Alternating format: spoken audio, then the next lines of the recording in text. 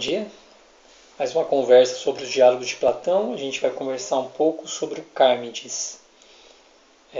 O diálogo Cármides normalmente é entendido como o diálogo de juventude de Platão, próximo dos primeiros diálogos. Nesse diálogo, Sócrates é descrito de uma maneira um pouco diferente. Nesse diálogo, Sócrates vai à procura dos jovens, de um jovem ateniense, de um jovem de destaque, e ele ele é descrito a partir de uma certa artimanha. Ele encontra o Critias e aí ele pergunta para o Critias se há algum jovem de destaque, né? Aí o Critias indica para ele o Cármides. E aí com o Cármides ele começa a conversar sobre o que seria a temperança, né? O sofrosine. Então, né, vou dividir o diálogo mais ou menos nessa primeira parte, né? Onde o Sócrates conversa com Critias, depois o Sócrates conversa com Cármides, e depois o Sócrates volta a conversar com Critias, e depois e aí o diálogo se encerra com a conversa do Sócrates com Critias.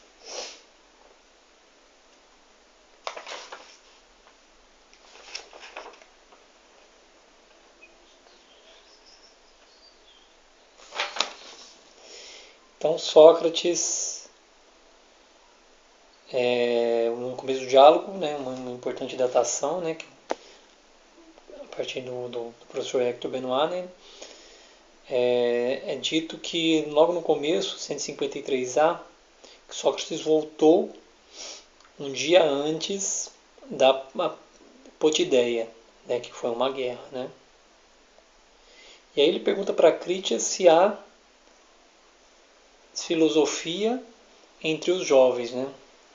Critias indica que há um parente dele chamado Cármides. E aí ele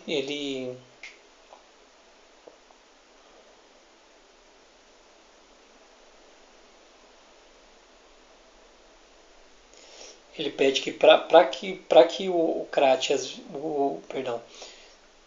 o Cármides venha até ele, Sócrates diz que é médico e que pode curar a dor de cabeça que ele tem.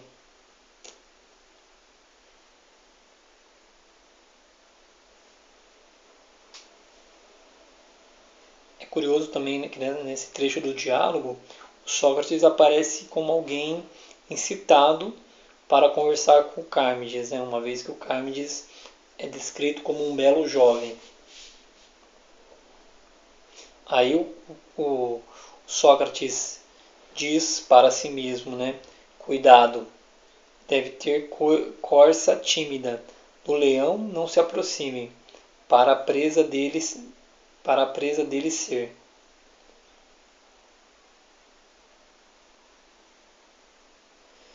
Aí quando o Critias se aproxima, o Cármides se aproxima, Sócrates diz que o remédio para curar a dor de cabeça dele precisa ser aplicada com palavras mágicas.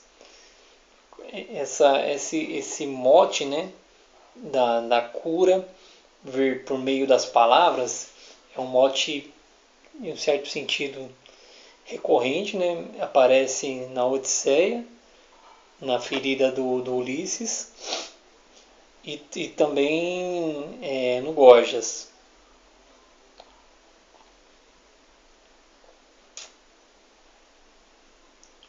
E aí Sócrates explica, né, que esse remédio que ele vai aplicar com as palavras mágicas se dá porque ele precisa não tratar o corpo. É preciso tratar o corpo ao todo e não apenas a cabeça. Me parece que Sôfron está ligado com apetite sexual, né? em Aristóteles e também em Platão, tem essa relação como o sofro como aquele que controla o apetite sexual. Né? E me parece que aqui é a questão do diálogo. Né?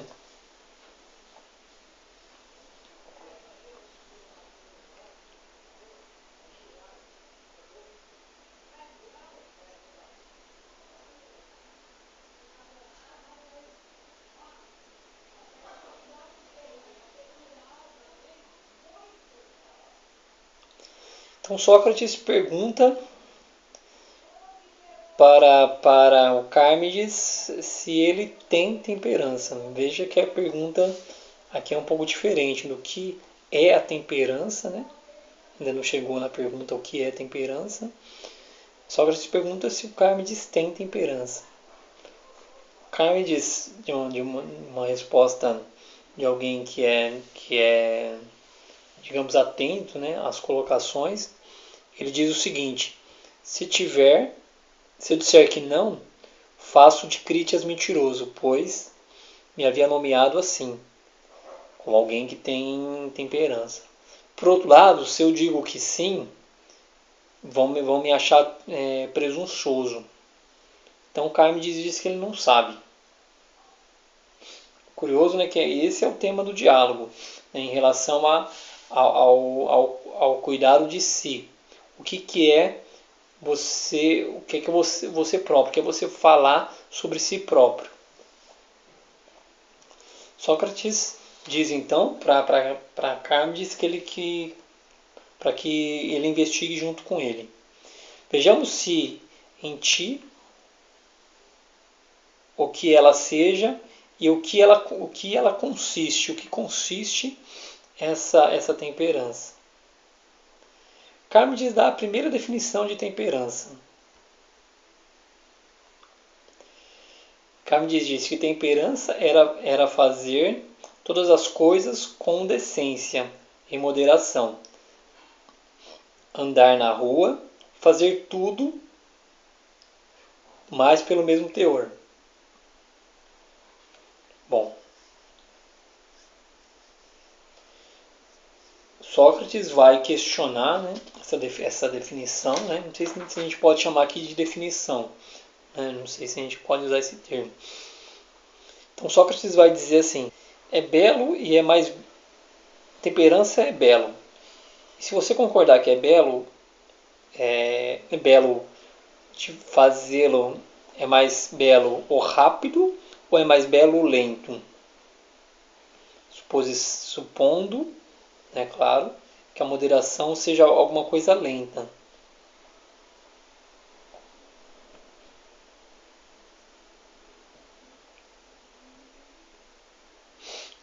E como recordar e rememorar é mais bonito fazê-lo de maneira vaga e moderada ou com rapidez ou com facilidade?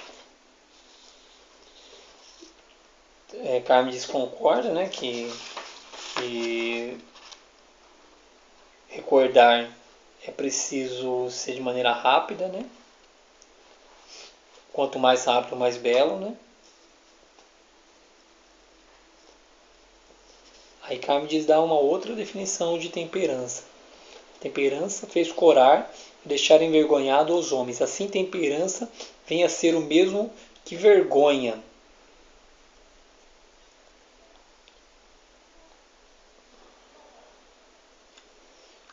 Sócrates, então, cita Homero e diz que a vergonha é ruim companheira de quem necessita. A vergonha pode ser boa ou má. Aí, Carmides dá uma terceira definição de temperança. Temperança é cuidar do que lhe é próprio.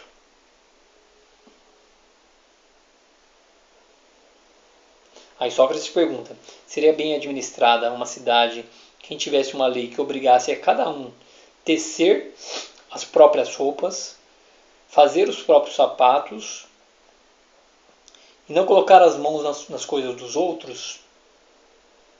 Veja que Sócrates está estendendo o argumento do Carmides. Então, se temperança é cuidar do que ele é próprio, então você pode cuidar do que é próprio, do teu corpo, né?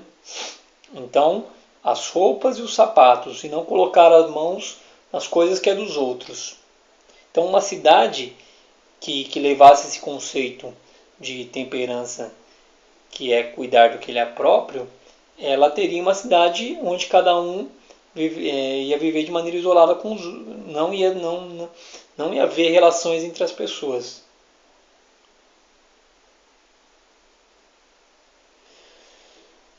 O narrador do diálogo, que parece que é Sócrates, diz que Critias queria se aparecer para Carmes, então conversa com ele, entra no meio da conversa, né? E aí Critias dá uma outra definição de temperança. São temperantes os que compõem o que é dos outros ou que fazem o que é o dos outros.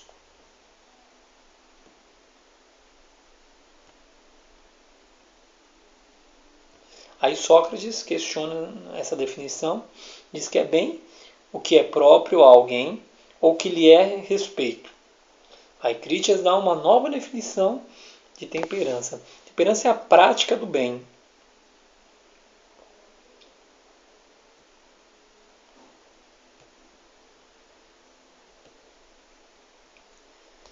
Critias vai apresentar o oráculo de Delfos de maneira um pouco confusa, né? Ele não vai conseguir definir muito bem o que esse oráculo diz. Aí na sequência ele define que temperança é o conhecimento de si mesmo. Aí Sócrates diz que não, vamos investigar essa definição de que a temperança é o conhecimento de si mesmo. As ciências são úteis e produzem efeitos em nós. A arquitetura, ciência da construção, produz em cada um. E sendo a temperança a ciência de si próprio, que bem nos proporciona, supondo que a temperança seja uma ciência, né?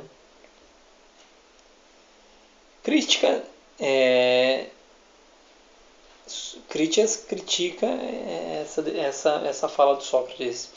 Semelhante natureza não é igual a outra, como não o são. Também as outras entre si, no entanto, conduzem a investigação como se todas elas fossem iguais.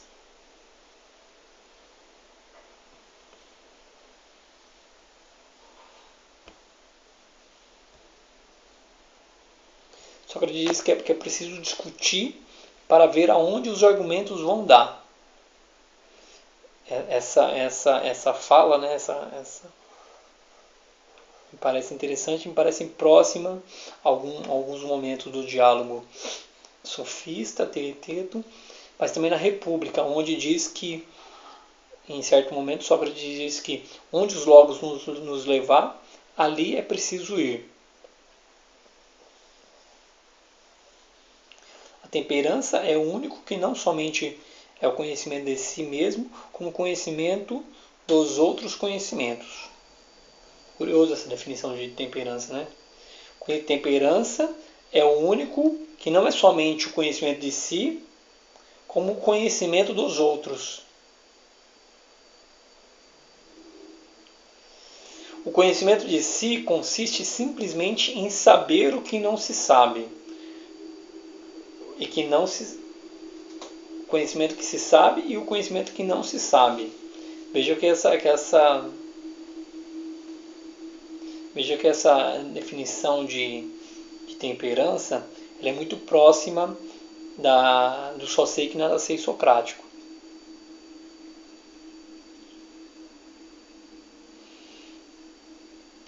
Então, Sócrates pergunta se a temperança pode ser conhecimento da ignorância. E que a temperança é algo bom e útil. E será a mesma coisa o conhecimento e o não conhecimento do que são, e o conhecimento e o não conhecimento do que é justo?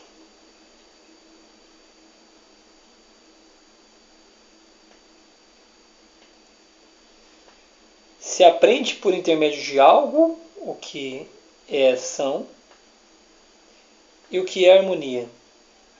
que conhecer e como conhecer a falta de conhecimento.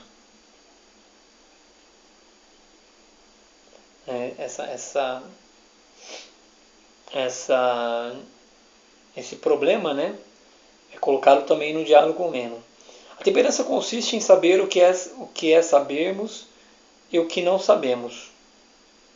Nós precipitamos em dizer ser um grande bem para os homens fazer cada um o que sabe, deixar o que não sabe aos cuidados daqueles que estão mais bem informados a esse respeito.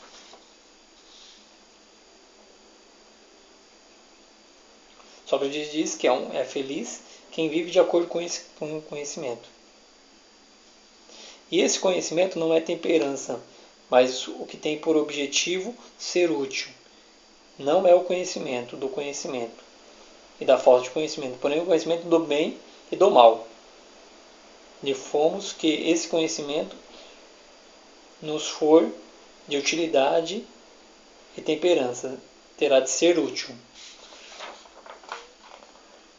É curioso que esse diálogo termina, né, com várias definições de conhecimento, né? Mas não é elegido um melhor que o outro, né? Parece que essa é uma das considerações em relação à definição em Platão. Nem sempre uma definição exclui uma outra definição. Eu acho que esse diálogo aqui está tateando sobre essa investigação platônica.